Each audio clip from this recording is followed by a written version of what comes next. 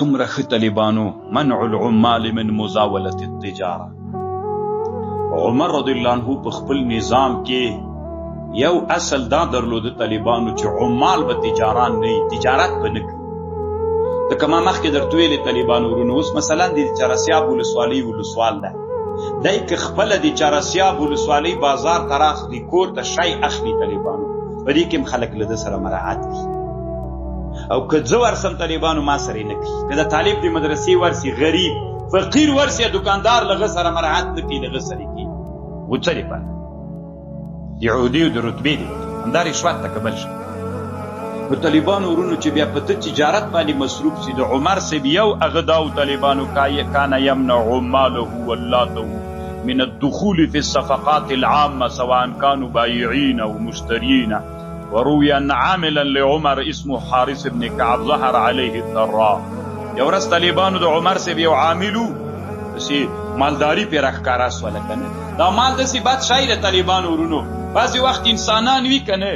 پیسې ووهي خو 20 کاله بعد یې راباسي. بعضې طالبانو چې دا نن دی قاضي محترم مقرر سو یا وظیفه باندې محترم مقرر سو شپږو میاشتې وتلي نه وي طالبانو یې کور مخ ته بیا لږ سیس ولاړي وسړیه دا دې له کومه کړله وایي دا مې نوې اخیستې ده نو تنخوا خو دې که نه 50,000 روپۍ و دا خو د 10,000 روپۍ 40,000 ډالر موټر ده له کومه دې کړل خو نو کومه خو لږ خو یې پټه کوه زوی دې مړ شه ولې خلک بې باندې شرموي خو خلک به څه وایي ټول خلک لګي.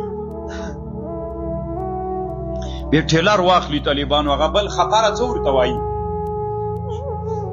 بوکلاین طالبانو واخلي د دې کور مخ ته درولي الله عز وجل دې تا ته رحم وکړي که نه تاسې زر ولې نو له کومه دې کړلې مخکې ټول عمر سپینګیری سوی نه پیدا کېده اوس زر پیدا سو.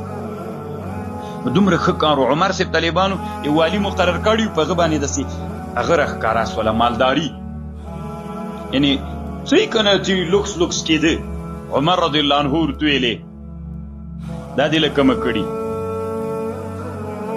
ده ورته ویلې چې دا مې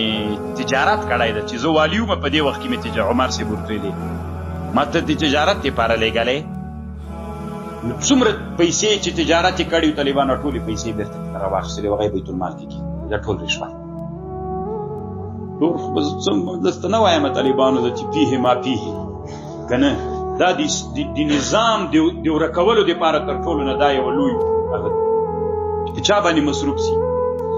په تجارت باندې طالبانو. اولاد زه نه وایم طالبانو اولاد په تجارت باندې نه مصروفېږي تجارت ښه کار د مصروف دي سي خو د قدرت په وخت کې طالبانو ورونو چې په تجارت باندې مصروف سي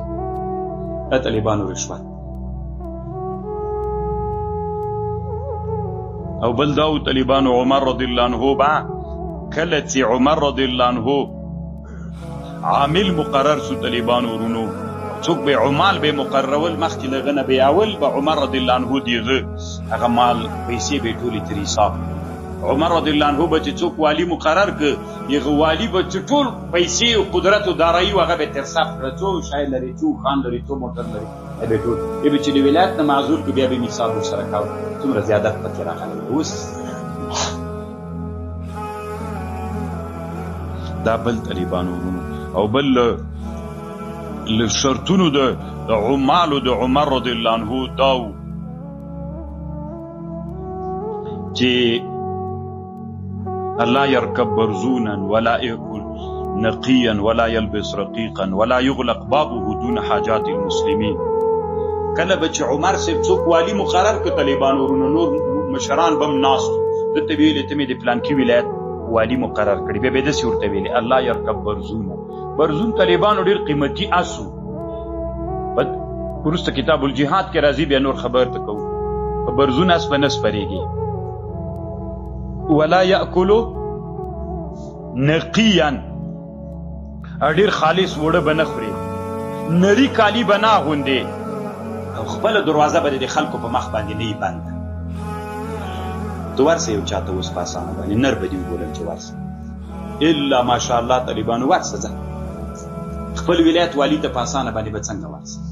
الا ماشاءالله طالبانو رابطه به خامخا ترنه غواړي. لا يغلق بابه دون حاجات المسلمين. به طالبانو ویل اللهم فاشهد یا الله پاک ته څوک ووسېږه شاهد به ووسېږه سیدې طالبانو ورولېږه، نري کالي به نه اغوندي، په موټر کې به داسې موټر کې به نه ګرځېږي، او هغه به نه کوي او دغه به نه کوي طالبانو.